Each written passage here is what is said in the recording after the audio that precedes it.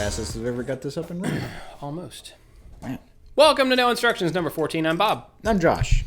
I'm going to try to fix my mic because last time I was talking away from it a lot like this. I was talking over here. And You're way over there? And then it come over here in a silky smooth voice. So I'm going to try to stay a little closer to the mic this time. Excuse me. A lot of coffee today. Mm-hmm. I'm a little amped up. Got a bag dump to do. I think besides that glass of water I had at lunch, that's all I've had to drink today. Oh, well.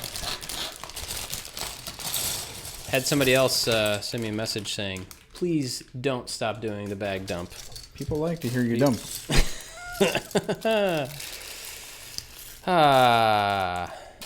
Well, what's up? Well, there's a couple things going down in the world. We're getting new fancy watches. New watches. Apple Watches. I think more than that, like there's a big hurricane right now. Ah, yes. Back where I'm from. Yes. And we've talked to almost everybody, and almost everybody's okay. So we had people that we were... Everybody you've talked to is okay? Yes. Okay, good.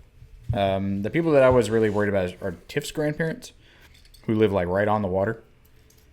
And she said that, I just heard from her before we started recording, said that their yard is flooded, but it hasn't made it up to the house. And they haven't had power for most of the day. And it's probably going to be that way for today, tomorrow. But so is life down there. I just hope everybody else is all right. Yeah. It's a pretty nasty storm. Like, even for Florida, like it's Category 4, which is something that Florida hasn't had in a very, very long, I think since the 1800s. Really? I think somebody said, and I mean, not Florida, the whole state, like my part up in the Panhandle hasn't been hit by a Category 4 in a very long time. Huh. Well, hope everybody's okay. Yeah, me too. I do not miss the threat of hurricanes living in the Deep South. It's weird now. That was one thing that was super frustrating to me. It just felt like... Surprise. Yeah, it's a surprise, totally out of your control. You can do nothing about it. You can't prepare for it, really. Mm-hmm. You can't really weather it out. I mean, you can stick it out, but it's just like, you got to leave. You should leave. No one I really don't know has left. And it's weird now that I'm not there and I'm not in that context. I'm like, man, you guys need to evacuate. You guys need to get out of there. Yeah. But if I was there, I probably would have been like, it's fine. Yeah. So one time when I was living in Savannah, the whole time I lived there for 20 some odd years, a hurricane never really hit there because the way it sits, it always deflects. Yeah, it comes. They look like they're going right at it, and everybody's like, "This is the one. This is gonna devastate Savannah." And then it hits the coast right below and bounces right around us north, and then hits Wilmington. That's like the way it always happened. But one time, one of the big ones came through, and I don't remember which one it was, but it was early in 2000, 99, something like that. I don't remember. But it was coming through. I was renting an apartment. I had an office right on the river, which is like one of the two highest points of the city. And so I wasn't worried about water because we were going to be well above anything that would happen. And it was a building that's been there for 200 plus years, right? So I'm like, we'll be fine. And the girl I was dating at the time lived in Macon. And it's more in the middle of the state. Yeah. It's on I-16, so when you leave Savannah to evacuate, you have to go this straight, gross, boring road. Dude, it is to Macon. There's nothing on that road. So I wasn't going to leave, and then eventually this girl's mom was like upset because they left. And she was upset with me because I was being inconsiderate, or I was being dangerous or whatever. So I got guilted into leaving. So I left late. And I had, everybody had already left. So this trip that should have taken, usually it takes 2.5 hours to get to Macon. I was in the car for, I think it was 10.5 hours to go that same distance. They had both sides of the highway open, going the same direction, as they do. And it still took that long. And so I got probably 9 hours, maybe 10 hours into it. I was pretty close. And I was sitting there in traffic in one spot, and I got the chance to change lanes. There was a little gap. And so I went to turn the wheel, and the wheel didn't turn. And it was just like, And I had to kind of give it some gas and start to turn. My power steering pump exploded. That's awesome. While I was sitting in traffic. Ugh. So the last little bit of that trip I had to do with no power steering in a 1989 Chevy Blazer. It was awful. And then I had to get up there, and I had no money at the time. I got up there and had to spend pretty much all the money I had to get the thing fixed while I was up there for 2 days before I could drive back to Savannah. And then I had to weather all the traffic coming back, which wasn't as bad, but still bad. And it didn't even hit Savannah. Nothing. Rain. That's the weird catch-22 about big storms when you're down there, and it's always this constant threat. I guess it's the same as bears when you live in Alaska, where people think they're just everywhere all the time. Yeah. And people are like, well, you kind of prepare for it, I guess. It's always a threat, but you don't worry about the day-to-day, oh man, a bear's not going to get me at the grocery store. Yeah. And by that time that you are pretty much confronted face-to-face with a bear, you're like, that's the one. Yep. Well, I guess it's bear time. And it's the same way with hurricanes. They're always kind of around. Yeah. And then you watch all the little spaghetti forecasts of where the lines, the different weather agencies think the storm is going to go. And usually it'll veer. Hopefully it doesn't veer into you. But it's yeah. Yep. So I guess it's time. This is it. It's happening. Have you ever had to evacuate from one? No, we've never evacuated from Really? one. Yeah. We live, we used to live right on the water on the Air Force Base. And I remember a big storm came through when I was in kindergarten. And a bunch of tornadoes came and smashed up a bunch of the buildings on base. And we were at school, in the elementary school. Did I tell you this before? It sounds familiar, but Yeah, nobody else has heard it. We had to go out into the hallways of our elementary school and get your thickest, but you had to get on your knees and put your head in the corner of where the floor and the wall meet, and put your thickest book on your back, and they would just play reel to reel cartoons on on a reel projector, to kind of keep you entertained, but you couldn't watch it. You couldn't turn around and watch. They're nope, keep your head down, and the lights were flickering, and then the power went out, so the cartoons went off, and it just everything was crazy. Yeah, and I don't remember how I got home or how any of that stuff happened, but I remember driving around with my dad, because my dad was a fireman. So we just kind of got to go around, and he got to go where he wanted to go because he was emergency services, and just seeing buildings decimated. And then another big one hit where the eye went over. We were in the eye of the storm. That was kind of nuts because it's a beautiful day. Yeah. It's for a little while. Crazy devastation, and then there's not a cloud in the sky, and everything is kind of fine, and it's nice and sunny, and then boom, the devastation comes again. So it can lull you into a false sense of security. But that one messed up the beat. Ooh, we have a sorry. There's a motion detector. Where is the motion detector? It's in the office. That's why the lights went out. Hold on. See, this is what happens. This is fun. This is why you need to watch. This is why you watch the video. Well, that was fun. So the lights just went out. That actually happened. That happened one time before.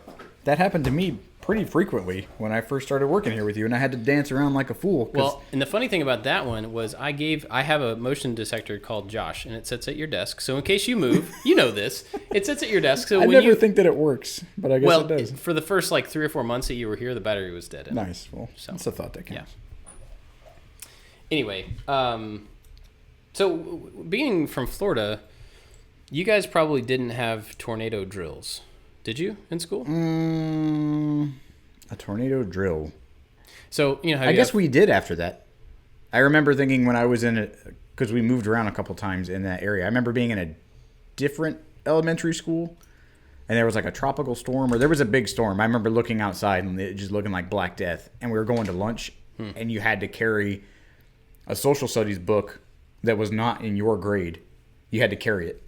Just to lunch with it. Yeah, because it was the thick book. Huh. So I don't know if that was a drill or if it was some weird preparation thing, but I remember sitting at lunch and everybody just having these big books. And I'm Weird. this is not my book. I was in the 4th grade or 3rd grade, and this was obviously not geared toward me. Yeah. But I don't know, a tornado drill. I don't know, what is that? How you have fire drills when you're in school, and they do the thing, and you got to know to go outside and go to the right place and meet up with your class or whatever. Right. We had tornado drills in the same way at the same frequency, and it was here growing up. Because tornadoes do happen pretty often. I remember multiple. They happen here? Oh, yeah. Oh, yeah. No me gusta. But so the drills were, you get up from your class immediately, you go out to the hallway right outside or to a designated spot, you turn around, face the wall, put your head in the corner. Same deal that you did, but we did that once a month or whatever. Oh, wow. Maybe not that frequently, but we did that a lot growing up. And I think once or twice we actually had tornadoes touch down while I was in school, and you still had to do that whole thing, but we never had any real damage from it, Although, this is kind of interesting, my prom night. Oh, yeah. Have I told you this? Your mom told me this story. So, prom night, they always do like a party type thing after prom to try to keep people from going out and doing stupid things. They like an officially sanctioned party, not like a party. Yeah, not a party, dude. Party. This was the school put on a all night long, like 10 to 6. This is your chance to be rebellious and go to the bowling alley ruckus. And play bowling ball for 10 hours or whatever. Yeah, so you really don't like sports. I know. I was doing that on purpose.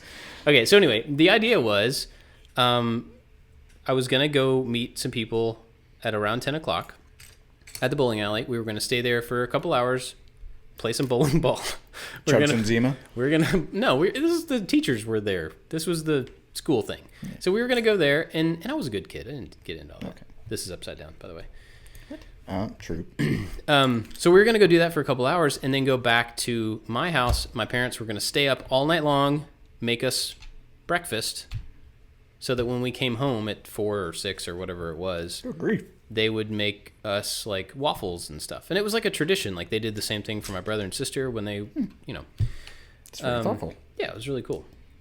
Oh, you know what? What? The other one was upside down, and both of mine are upside down. Did I do it right? You did one of them. half right. You did half right. I did it full wrong. So I got to pull those out. Anyway, so we come back to my house after. Oh no, am I gonna be able to get it off there? Come back to my house after prom, change clothes. Starting to get kind of windy. It's kind of stormy. We're like, oh, mom's like, yeah, just be careful, drive safe. So we start driving to the bowling alley, which is not like 10 minutes away. It's not far. By the time we get from the bowling alley's over by my house? Yes. The same one? Yeah. Okay. By the time we get over there, it is full on end of the world. Just everything is blowing around. Stuff is like blowing down the street. I couldn't see anything. There was nobody else on the road. And so I get to the parking lot and pull in, and the door swings open, and one of the teachers is just like waving, just like, come on, you gotta come on. And so me and my date jump out of the car, run inside. We go in the door, and they immediately shove us under a table. And there's nobody standing up in the entire place. So every kid, every high school kid, every adult, what? I'm just thinking, man, the most romantic place to spend a prom night is under a table at a bowling alley. a gross. It's super gross. Yeah. So they shove us under this table, but we got lucky because we had to be under a table. A lot of the people were in the bathrooms on the floor. Ew. Yeah. We stayed there from about 10:30 till about 5. In the morning? Yep. Good grief. They wouldn't let us leave. Tornadoes were touching down right there by the bowling alley when we pulled up, but I couldn't see them. And there was a trailer park right behind, I don't know if it's still there or not, but right behind the bowling alley. And so all the families had come out of that park. They had gone to get the families to bring them into the structure because it was like a big concrete building. So it was all the students, all the families. There were kids there. People were just crammed in all the bathrooms, underneath all the tables. It was awful. Awful. It's funny now as an adult, like you just randomly see a lot of fancily dressed kids around. You're like, oh, it must be prom night. Yeah. I bet those people were like, oh my God, let's go seek shelter. And it's this big thing. And they get there and they're just surrounded by all of these beautiful people. They're like, these kids are unnecessarily dressed up for such an occasion. At that point, we were all in post-prom clothing. So we were just kids ready for bowling ball. Who'd you take to prom? A girl that you would never have met. Maybe she's out there somewhere waiting. Good for her. A girl that I dated for a long time. Actually, the girl that I ended up going to Savannah. Remember I was talking about the girl that I was dating that led me to Savannah? It was her. Oh. Yeah. She came up for prom. But that was over a long time ago. Long time Did you have 2 proms? Like the junior and the senior? I went to a junior prom. I think that's a thing in most places. I don't think I went to mine. I think I went to somebody else's when I was in like 10th grade or 9th grade. I don't know. I don't think I would have gone to mine if I hadn't had this girlfriend who made you get all dressed up. No, it was just like a chance to get to do something with her, you know, because she lived out of state. So. Well, I think if anybody listened to the last episode, I think you may have done that with your mind. If you didn't actually get to go to the prom, you're like, man, I got to go dancing. I really wish I didn't have to go dancing at the prom. And then you just summon some tornado, and you're like, oh, it's really good to hang out under a table at a bowling alley. Like, this is a win for me. That's true. Maybe I do have powers. I bet she looked at you like you did this. Yep. All I wanted to do was the Macarena Bob one time. I just wanted to dance. With my bestie. I did dance a little bit at prom. A little bit. So my senior prom, I took my wife. Or she was my wife at the time. Tiffany and I. Wow, you got married early. Yeah. Well, I went to one of my other friends' prom when we were juniors, and it was in like the country school. Country. Where it was with the combined U's. school. Yeah. And like 3 people got engaged. One girl announced that she was pregnant. It was crazy. I was like, man. Wow. You guys are way more rednecky than my school. But I remember my junior prom, I was dating this girl for a long time, and we had broken up. And I asked Tiffany to the junior prom, and she turned me down. Ooh. Yeah. She's going to listen to this and have a bunch of like... I did not. Well, that's not how it happened. That's really not the whole story. But that's what happened. I asked her. She said no. The details are unimportant. Yeah. Fair enough. End of story. Yep. I thought of a movie. Movie that I haven't seen? That I think maybe you've never seen. If you have, I mean, it wouldn't. It's possible.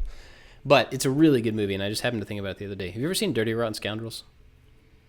Older movie? Yeah.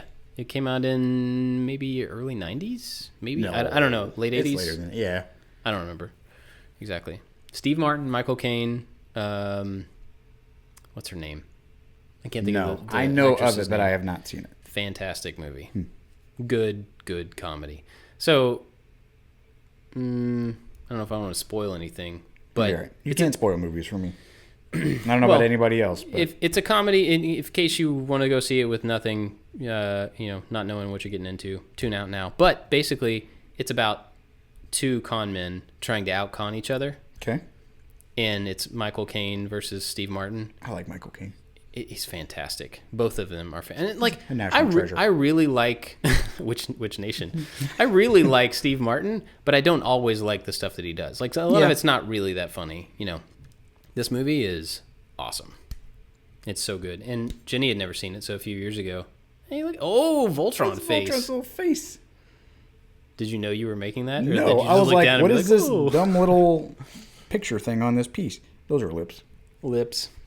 I'm sorry. Please. Anyway, she had never seen it, and I was like, "Oh, this is a perfect excuse to watch a movie I used to love to watch." And there's a really, really funny scene with a fork. I don't want to give it away. Okay. It's just really funny. A cork on a fork. Hmm. Anyway, if you've never seen it, you should totally watch it because it's good. It's good. You said the other day you had a movie that you thought I had never seen. Yes. You probably haven't seen it because it's terrible. Okay. For a lot of reasons. Okay. Have you seen Cabin Fever? I have. Wait a second. It's a pseudo scary movie. No, Okay. I haven't, but I know of it. Yep. But I've never seen it. That's enough. That's enough? But Well, you got to talk it's about it. terrible. In what way? Like Excuse me? plot, character, All the casting, way, all the ways. continuity of story. Ooh, wow. They just stop random stories. Like, I'm going to ruin this movie because it's not a good one. Well, it didn't sound It's like in something the- I'll watch.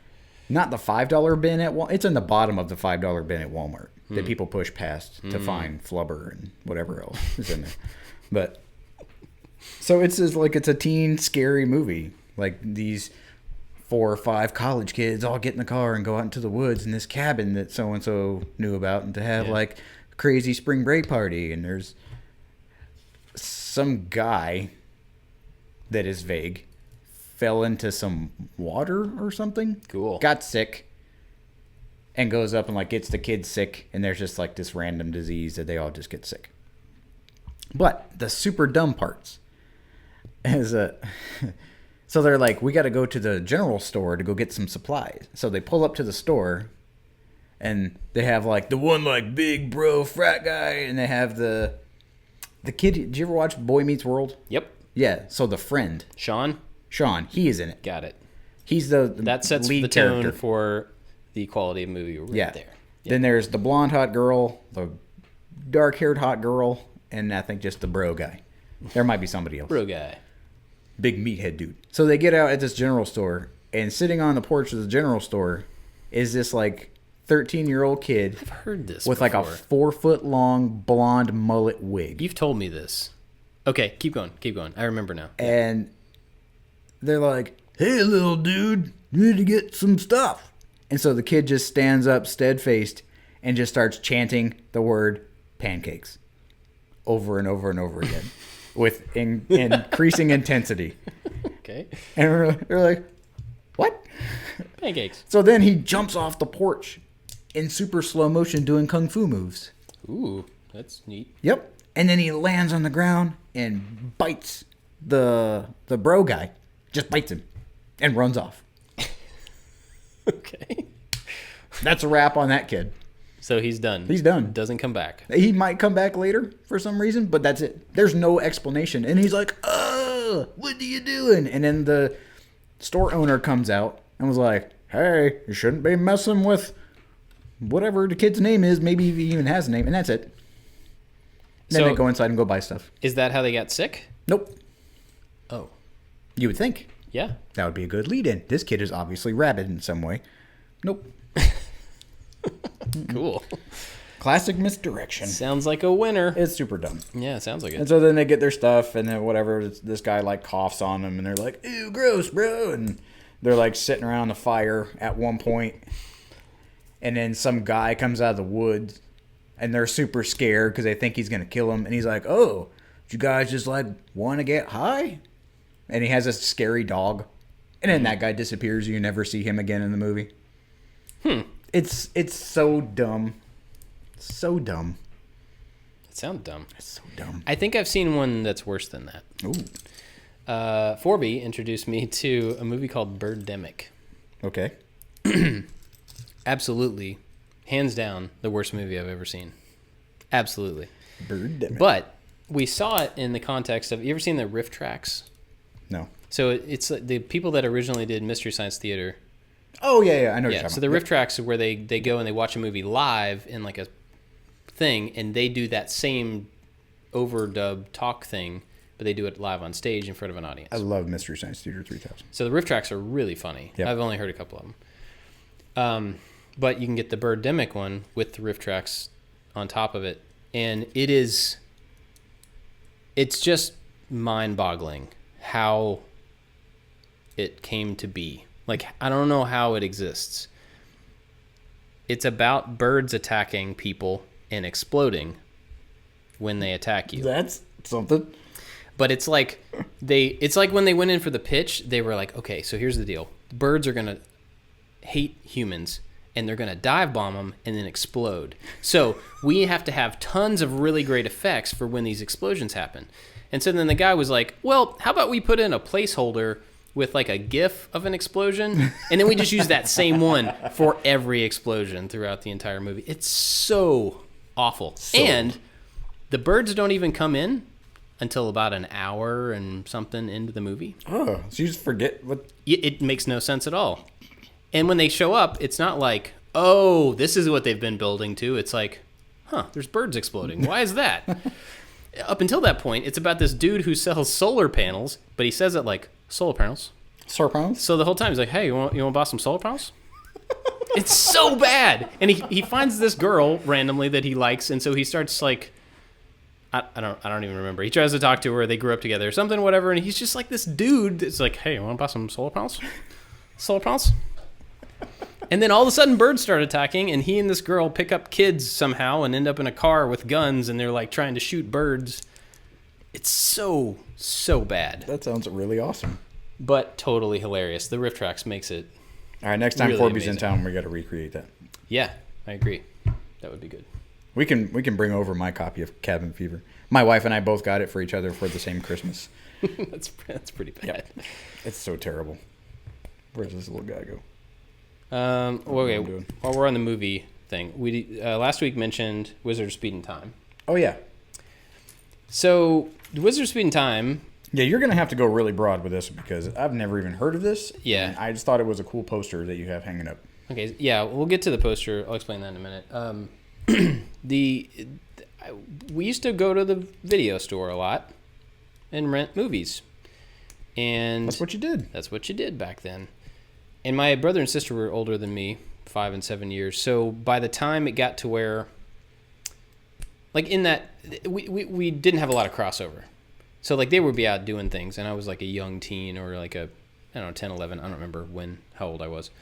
But so I would basically get to rent movies that I wanted to watch. And so I would go through and, rent the stuff that was interesting. And then I just had seen stuff, so I was renting things that I didn't know what it was. Found this one called Wizard of Speed and Time. And it was the description was about a guy who made special effects. And it was like him trying to make his own movie.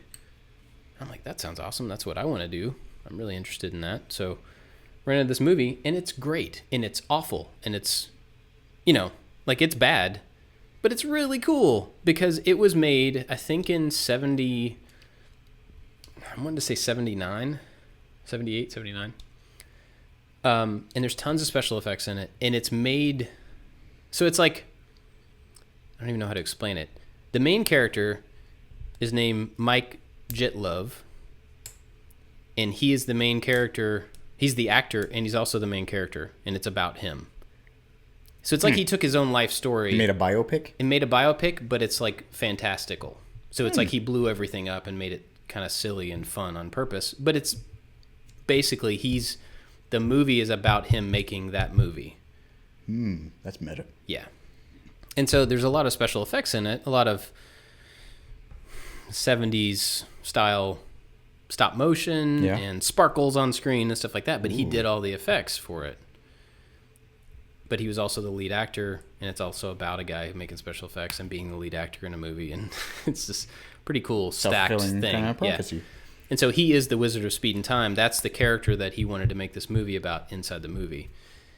And so it's a comedy, but it's got some special effects in it, and it's not, it's not great, but it's a lot of fun. Yeah. And it's got kind of the cast of like, there's a pretty girl that he falls in love with along the way who's also trying to be an actress, so she gets to be in the movie. And then there's a guy who writes music that also gets to, he knows that. So there's like all the little characters you would expect. There's money-hungry people in the film business that he just wants to make his art, and they're trying to make money off of him. It's, so all that stuff. So anyway, I watched this movie when I was a kid. I really liked it. I rented it several times because it just, I don't know, it hit me in the right place, and it was just a lot of fun. It's silly. Then at one point, I found a VHS copy of it. It never came out on DVD. This guy, the actor, owns everything about it, and so he doesn't really have any incentive to, make DVDs of it or anything. So I found a VHS copy. I made all my friends in college watch it. I'm like, dude, you gotta see this thing. And everybody made fun of me, and nobody liked it, and it just became this running joke with me and my friends, the guys that I played in a band with. So, my friend Matt lives in Chicago. He goes out to California a few years back. And he was like, he calls me. He's like, I got you something. It's coming in the mail. It's awesome. Be careful with it. So, it shows up, and it's a Wizard of Speed and Time poster that the guy autographed on the front, and it says, I can't see it, but I think it says something like, Matt came all the way to Hollywood and all he got was a stupid poster, Mike Jitlove, something like that. And he somehow got in touch with this guy, said, I'm coming to California, my friend's a fan of the movie, I just want to come by and see if you can sign something. So he's like, yeah, come on by my house, here's the address. It's the house that's in the movie that he filmed. It's like totally just, it's just a dude who made a movie about his life, basically. He gave him a poster, signed it, and everything. That's why I was wondering where the poster came from. Yeah. So my friend Matt I don't know. He just went and got it for me. That's an awesome friend and an awesome gift. Yeah, it was really cool. So I also said last week that there was recent news. I took a picture of that poster a long time ago on Instagram, and I don't know why, and I don't remember the context, but it was like one of the first things I put up on Instagram. A few weeks ago, I get a comment on that picture. Mm-hmm.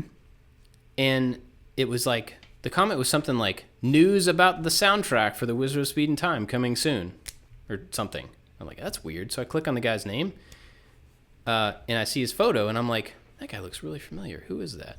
Turns out it's the dude who wrote the music, who was also the guy that wrote the music in the movie.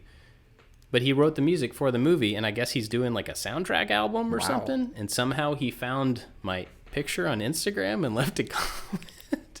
That's just like 2 weeks ago. Is there like a devoted group of Wizards being Not that I'm aware of. You're the one. I guess He's making it for you. I am the one. Yeah, he's making a soundtrack just for me. Bob, thanks for all. Anyway, it's not a great movie, but you know, it's fun. I think it would, because it makes fun of a lot of stuff that happened around the same time. It makes fun of Star Wars, makes fun of Star Trek, Disney. You know, that was going to be my question. Is it self-aware? And do you like it? Because you normally don't like self-aware movies, you told me. Well, yeah, I like it. It is very self-aware. It's funny. Nobody else would probably enjoy it, but I like it. And I've got it on VHS, so, you know, whenever you want to watch it. Sweet. We'll just plug up the old VHS. I messed up something somewhere. I do still have floating around somewhere. I think we do too. Just in case. Just in case. Want to watch the Forrest Gump double box set. I don't know what else we have on VHS. It would be interesting. I know I have a few that I've kept, like things that well, when Jenny and I got engaged, I had a friend videotape it on a little VHS-C camera. Do you ever remember those? That's a tiny? It's like tiny one you put inside the big cassette? Yeah. The tape is the same width, but the cassette itself was small. And so you have an adapter. And so that's mainly the reason why we still have the thing, is because one of these days I need to convert that over so that I have it digitally. But I've never gotten around to that. Turns out we got married, so it doesn't really matter if we have the video or not to prove it. We got married twice. We did too. Like you did we did a in simple the office thing. Yep. Yeah. Oh, that's cool. Voltron's head. So we got married in a church. A church that I didn't go to. A church that neither of us went to, actually. So I was in the Army, and we had been dating since high school, like we talked about. And we're like, all right, it's time to get married so we can get some more money. And she was going to school, and so she was going to just keep being a college student, and I was going to go be a soldier, and I was just going to get extra married money. That's how it works. And so we went home after I got done with school, before my first real go be in the Army unit. And we're like, oh, let's just go somewhere, go get married. And so there was this church that her grandmother went to. I didn't know anything about. I didn't know the guy. It was just our super immediate family. It was really nice. And then she wanted to have a bigger one for everybody else who didn't get to go, which was terrible. Got a lot of crock pots, which is kind of nice. Oh, yeah. For a 20-year-old who never used a crock pot. We got a whole bunch of fondue pots. There's an element of fun I think somebody wants you to have with a fondue pot that is not as utilitarian as just here's a crock pot. It's a lot of work. You need to make soup in 5 hours. But yeah, we got married twice. We got married twice in the same day. Oh, wow. Yeah.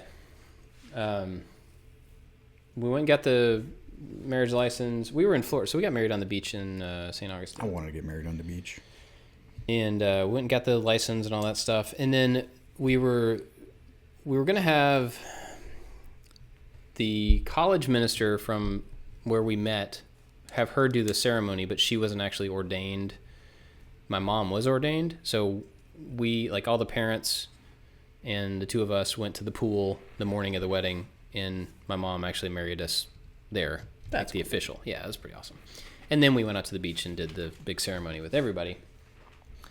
But it was all within the same day. But it was funny because the night before, as the sun was starting to set, it wasn't super bright out there, but we said we got to go practice for the wedding. Everybody does a rehearsal, right? So we go out to the beach and it's real lax and everybody's just okay, we're going to stand in a couple lines, and there's going to be chairs here, and we're going to walk down the middle. We were out there for 15, 20 minutes or something. And then we go, after that, to dinner. And we get to dinner, and everybody is sunburnt. Every single person. And we weren't out there that long, but I guess it was long enough that, and the sun was in the right place or something, that just everybody the next day at the wedding was super sunburnt. It worked out. But Remember at my second wedding, my sister was... second wedding. Yeah. My sister was a vegetarian for a while. She's 7 years younger than me. And we were just hanging out at the little wedding rehearsal, whatever dinner thing that some people threw for us. And she was eating these stuffed mushrooms, I think it was. Stuffed mushrooms. I don't really like mushrooms, so I didn't really care. But she was just, having a good little snack. And my older brother was like, yo, those have like meat in it. She's like, no, they don't. Shut up. Like thinking we were messing with her. And this old lady, super old, churchy Southern lady, she was like, darling, I put the sausage in them a long time ago. She's like, it's got all kinds of meat in it. And she just, the look on her face, and I was like, oh, she's going to be upset. She was like, well, it was good while it lasted. Just kept going. That's I was like, that's a pretty good compliment to that chef that you're just so willing to give up on your conviction because of those stuffed mushrooms. Yeah. Everybody's got a price, I guess. Mine's mushrooms. I feel like I did... the head's not supposed to like fold all the way down? Does it not fold all the way down? I messed something up, and I had to go back and I fix feel it. like I might have messed something up too. There's another part of it that you do on the next step. Because mine didn't look like it folded all the way down. Yeah, I added an extra piece where I shouldn't have. Okay. Fold that top right down? It won't go down all the way. Oh, that's... Oh, come on, man. Oh, yeah, it does look like he has a little five head. Yeah, there's He's got his hat kicked up like I do. something missing here. I don't know. Oh, maybe I just... Yeah, it works. Never mind. Okay, by the way, we're still working on the Black Lion. Didn't talk about that. Oh, yeah. You forgot. But we're working on the Black Lion. So the head of this lion is super awesome. It is really cool. Man, to be a Lego engineer. Yeah. Like, that'd be cool. Jackpot. I was at I was at Target last night getting a Lego set for one of my kids for their birthday. So I'm checking out. Nobody else in the store. Like 2 people. And so the guy standing there at the self-checkout, I guess is bored looking for somebody to talk to. And he kind of leans over and he goes, do you know what Lego means?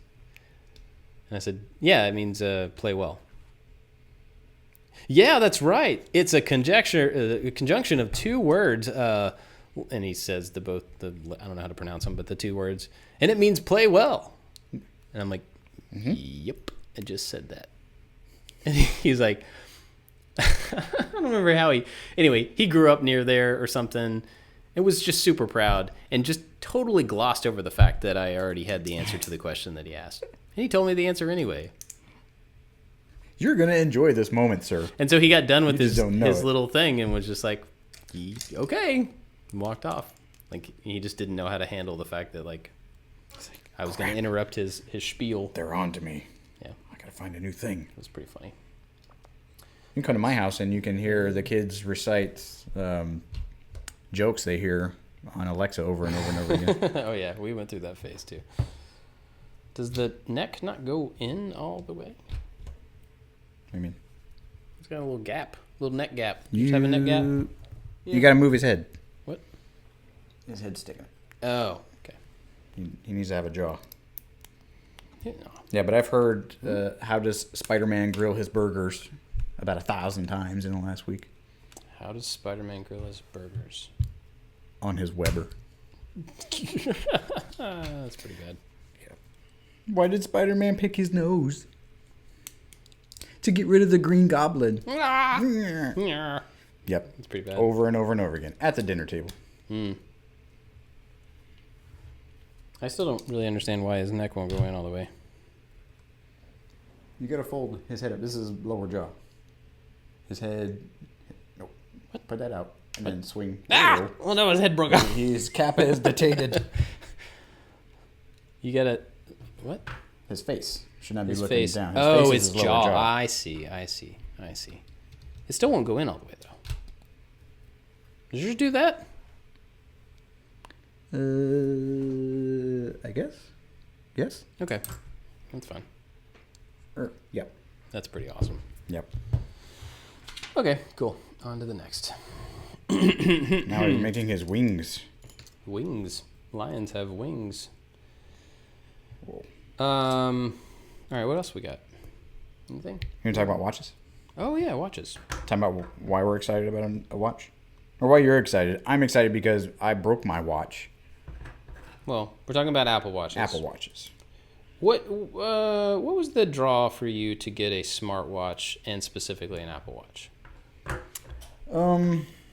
So when I worked at Lockheed, I worked in a very secure and classified area, and I was not allowed to have anything that was Bluetooth or wireless capabilities or anything. But then the company also offered like a health promotion where if you counted so many steps on a pedometer, you could get a certain amount of money off of your deductible, like your healthcare deductible. Okay. But there was only one way for us to like actually log those steps because everything else in the modern world is Bluetooth and wireless.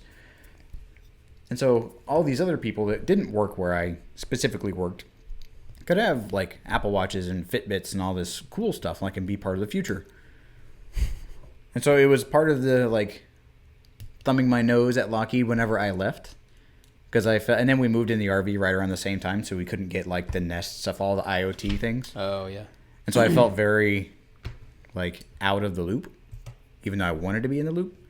And so whenever we moved into the RV and I left Lockheed, that was my one thing. I'm like, I want to get a smartwatch so that I can like log the steps and do all that neat stuff, and I can be part of the future in this one kind of way. Because I have a really nice watch. I got a Tissot watch that we bought in Switzerland. It's really nice, but I mean, I'm not gentle with my toys, so I don't want to bang it up. It's a little banged up. And I think the current state of my current Apple Watch is kind of testament to why I shouldn't wear stuff like that. But that was kind of the draw, is I wanted to be part of like cultural significance, and I liked the functionality. And so one thing I didn't anticipate when we bought it originally is how do I say this? How you say? How much I would look at my watch rather than my phone. So it allowed me to stay engaged, like person to person. Because if my phone went off, or I could keep my phone somewhere else and just at a glance look at my watch and not have to pull my phone out and be so blatant. Right. Now people just think that I'm bored and I want to leave because I'm looking at the time constantly when I'm not. I'm staying. It's a different way to disconnect from people. Yeah, right. It's supposed to solve one problem, but then kind of causes another. But that's the long and skinny of why I wanted to get an Apple Watch. What about you? Well, mine was, I've gone through several watches. I've never wanted to spend a lot of money on watches because it's not really important. So I've never gotten like a fancy one. But when I started running quite a bit, first marathon I did, I used to train, I would use my GPS. Actually, I think it was the first half marathon. I don't remember, but I would use the GPS on my phone. And I used the Nike Plus app for most of the time. And so the first, one of these races, I don't remember what it was, it's logging my pace and my distance and all that stuff. And it also just chews through battery. Not as much now, but it used to really chew through battery to use GPS. And so I got partially through the race and my phone died, which means I had no tracking, but I also had no music to listen. Oh, nothing. Good grief, that would be terrible. And so and I think it was one of my first long races, and it was miserable. Yeah. And so after that, I was like, well, I gotta get a Garmin or some sort of watch like that can track my GPS separately, so that I can just use the phone for music if I'm going to continue to run. And that's what I did. So I got one Garmin running watch, one of the cheaper ones. Had it for a couple of years. It died somehow. I broke it or something. Got another one, and then it was doing fine, and then it was Christmas time, and the second Apple Watch had come out. Like, I couldn't justify the first one. It just didn't. There wasn't anything cool enough about it that I needed it. And then I saw, I think it was the second one, they did the Nike version. And I'm like, oh, well, that would integrate perfectly with the app that I already use. Right. I like technology, so it'd be a new fancy little thing. It's Christmas time. That sounds like a good replacement. Sure. You know. And so I got one and have been using it for running ever since. And that's like the primary thing, is being able to track the runs. And then I ended up talking Jenny into getting one just because she loses her phone all the time, or sets her phone down and forgets where she sets it down in the house. And so this way, you know, she can make phone calls and get phone calls and see texts and all that stuff without having to worry. Yeah, and she calls it her Dick Tracy watch all the time, but without having to have the phone nearby. So that's been really handy because she has the cellular one, so she can go work out, go for a run or whatever, and not have to worry about taking her phone. I had the Series 2 before the cellular stuff was available. So that's really the big reason why I wanted to upgrade now, because mine is still in working order. It's kind of beat up, but not having to take my phone on long runs would be really nice. Can you still play music from it? You can. You can't play Amazon music. Would you have to load like a playlist from your phone to the watch? If you have the cellular, it will stream Apple Music over cellular. But it will sync Audible and Overcast. So for podcasts and audiobooks, it will put those on the watch, and you can listen from Bluetooth headphones directly from the watch. That's convenient. So that's a big part of why I'm interested. Like, I don't listen to music when I run too often, so it's not a huge deal. I listen to podcasts and audiobooks. So I really wish that there was an Amazon Music app for it, because that's what we use for our like unlimited streaming stuff. So that's kind of a bummer, but not really that big of a deal. So I'm looking. I don't want to take my phone with me anymore. I got like a new pair of shorts to go run with, and my phone feels awkward, and it seems to drag down my shorts. Oh, I always hold it in my hand. I've never put it in my shorts. I don't like holding stuff in my hand. I want to be ready to act. I mean, the kung fu fight in the middle of it. If there was like a bear. But you can always throw it at a bear. I don't want to throw my phone at the bear. Well, you can drop it and then punch the bear in the face. Oh, wait, I'll lose it. And I have to get on contact somewhere else. They don't have enough cloud storage. True. That's true. I mean, you could always get a little fanny pack. And that sounds funny, but also, if you start running distance, like you are eventually probably going to have to get a belt to hold small water bottles or goo or any of that type of stuff. Do what? Bear spray. Bear spray. Shark repellent. All those things. Snake bite repair kit. Yeah, so that's kind of why I got it and why I'm getting the new one. I'm only really upgrading for the cellular. Yeah. And, you know, mine's... It's kind of beat up, but it's really... It's like the touch is not super responsive. And I don't know if that's been improved. I'm hoping it is, but like when I go to start a run with the Nike Plus app, I hit the button, nothing happens for 4 seconds. And then it starts counting down. And I feel like that's probably not right. Maybe that's damage. And I also noticed, I took it off the other day, and I have this little... I don't know if I showed you this. I have a little case on it, but there's ports in the side. If you're looking at the video, I'll show it to you. These little ports in the side, they have like rust coming out of them, and I don't think that's supposed to happen. So I don't know if that's gonna be a problem. Do you do the water, the water thing where it vibrates the water out? Nope. I know it's there, but I do that every time. Oh, really? Yep. Gosh, I would be doing that all the time. Yeah, because so the only reason I'm getting the 4, I had the 3, and my 3 worked great. I love it. Just Wi-Fi, right? Not. Yeah, I don't have a cellular plan because I don't want to add to my phone plan. Yeah. It's ridiculous. But so you'll see in the videos, like I like to make stuff videos, Bob's watch is black and is on his right hand, and my watch is blue and on my left hand. And that's usually the only way that I know that I'm in that shot doing something as I look at the watch. But I like my watch. But when we were doing the doors, the bifold doors in the kids' room, we put the boards on the CNC and we carved in that geometric pattern. Well, when I went to go take those doors off the CNC bed because they were double stick down, I yanked on it and my watch hit the bit on the spindle and like gouged the top, and it was working fine. It really wasn't an issue. And then we were swimming in our pool, and I use the water thing. So it's a function where like the flashlight and stuff is. You set it, and then when you get out of the water, you rotate the crown, and it makes a little like boop, boop, boop, boop, boop, boop. It vibrates the water out of those ports. And I went to go do that, and the screen kind of like did a little shimmy kind of thing. It was weird. And then the touch wasn't very responsive, so I like shut it down, thinking it was just it just needs to be rebooted. But then I looked, and that crack had turned into like a little chip on the end. And when we were in New York, it got full on just completely messed up. So I can replace the screen. White screen. It was nuts. But replacing the screen, the kit to replace the screen on a Series 3 is like $270 that I found. It's ridiculous. That's crazy. Yeah.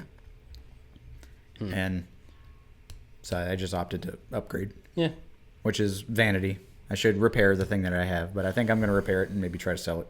Or keep it as a backup for why I inevitably break this one too. Yeah, I was trying to decide what to do with mine because like I don't really want to try to sell it. I mean, it's very, very used, right? I'm not super careful with stuff like that. So I'm not going to try to resell it, but at the same time, I don't really want to just like, I don't know. Maybe I'll keep it as a backup. Maybe I'll wear it on days when I know I'm going to be doing something especially dangerous or, the stunt watch, something like that. But I am severely dependent on my watch, not for the time necessarily, but for the day. Yeah. Like, not, it's the 13th, like, is it Monday or is it Friday? Like, I've always had that problem. I don't really know what day it is because I don't have certain things that define, like, oh, it's Tuesday, we got to do whatever. Or, like, Friends doesn't come on Thursdays anymore, so there's no weird markers. But even when I was in Switzerland trying to find a watch, like, it was going to be my one, like, we talked about heirlooms. Like, I thought that I was going to be able to leave this watch to my kids, and it was going to be the fancy thing that I bought in Switzerland, and this is the one thing Dad spent, a decent amount of money on. And we had budgeted for it. But I had to find a watch that told me what day it was. And so that narrowed the focus of really fancy watches. Interesting. Because a lot of them they'll have weird little dials and, like, chronograph watches that try to track all kinds of ridiculous things I didn't care about. I want the numbers, a dial. If it's the 13th, then great, but tell me it's Monday. And so now, whoa, my microphone almost fell over. Now that I haven't had my watch working for a week or two, I don't even know how long it hasn't worked. Yeah. Because I don't know what day it is. And I constantly look down at my wrist because it'll tell me, because now you can add complications to the Apple Watches, which is cool. So it's more than just the day and the time. Mm-hmm. Like you're saying, it tracks fitness and all that, which is awesome. But it'll tell you the weather. So I look at, like, is it cold outside? Like, I'm not sure if it's cold outside. I go to look at my wrist, and it's not there. And so, I have to go outside, which is whining. I get that.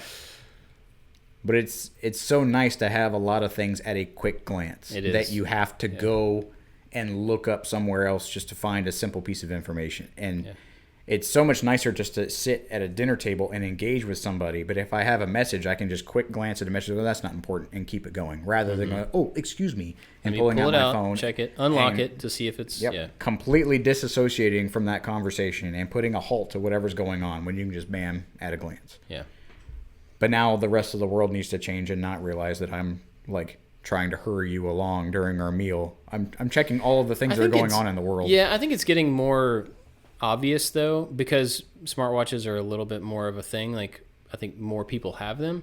So when you see somebody look at a watch and you look at their watch, you can see that it's an Apple Watch or a smartwatch of some sort. You know that there's more going on there than just like, I'm impatient, I need to see what time it is.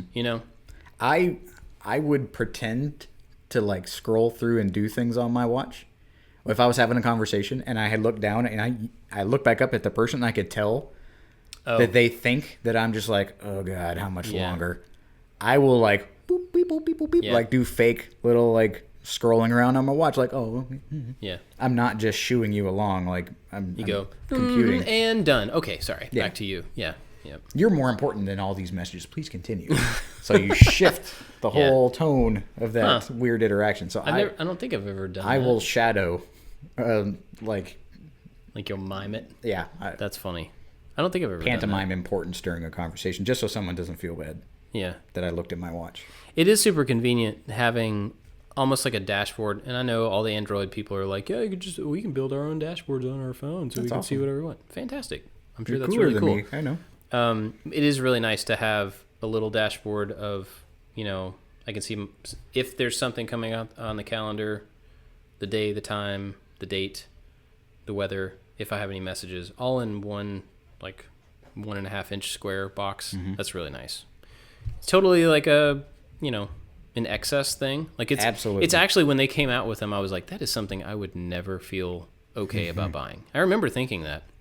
Like, that's just, it's like another level of, I don't think vanity is the right word, but like, it's another level of excessive spending on technology. And the interesting thing is that I got to it from I'm using air quotes, pain point around running. And it was actually just the best solution for that particular thing. And so I don't know if that was on purpose on their part to put the fitness in as a way to like, here's a useful thing. I think so. Or if it was, because it was around the time where like people are tracking steps. Like Fitbit came out. True. And I remember family members, I'd never even heard of Fitbits, and like my bigger, huskier family members just like walking around in their driveway when we pull up. I'm like, what are you doing? They're like, get my steps in. I'm like, I don't know what that means. And it was the same thing. Like work would incentivize them through some health initiative to walk more or to exercise more, and then would give them some kind of monetary reward. So they had a way to track it, which was great. For me, the super outdated version that Lockheed gave us, and they would break all the time, so you couldn't get replacements. And so once it broke, it broke.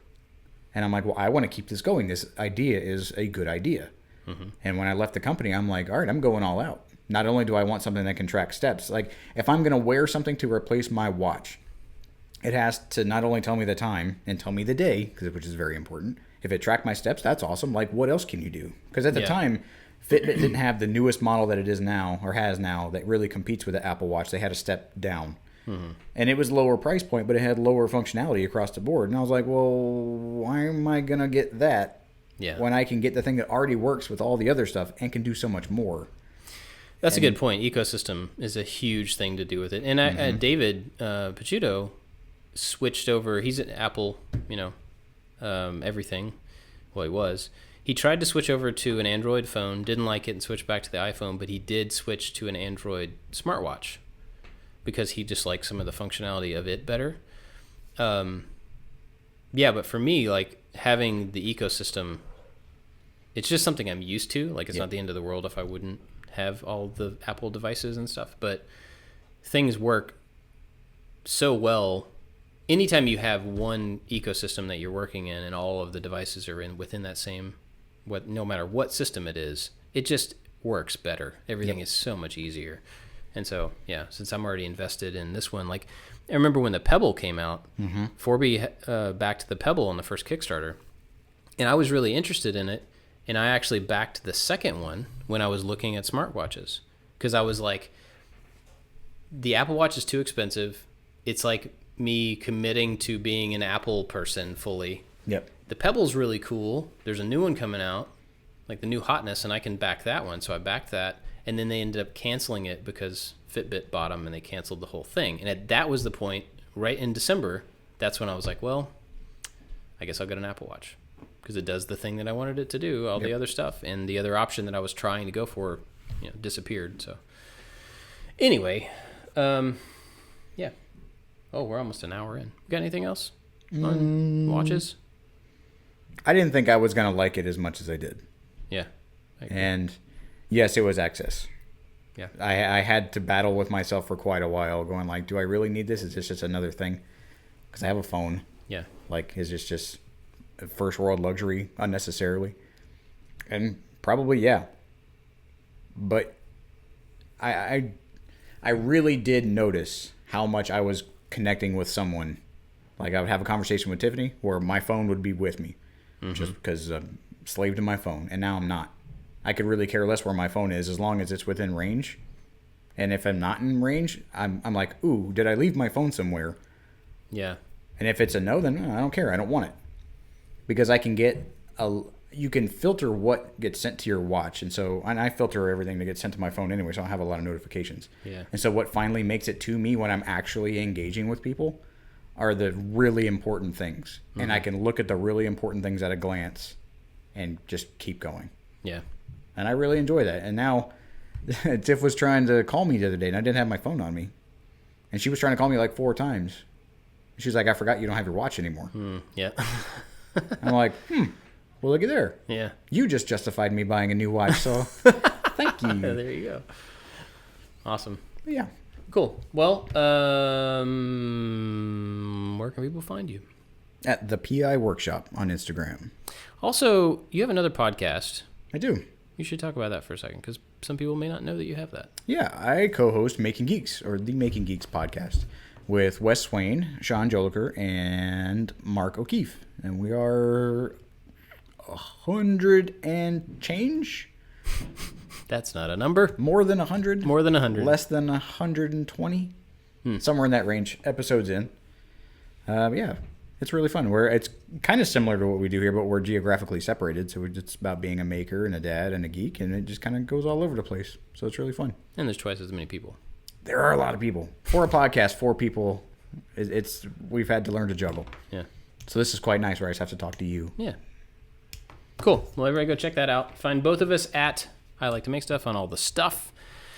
We're working on some cool projects for videos. Those will be out soon, hopefully. If we can get stuff wrapped up. We got some really cool stuff coming soon. I'm excited about it. Yeah, me too. I guess that's it for this one. Yeah, man. We will see you next time. Bye-bye. Bye-bye.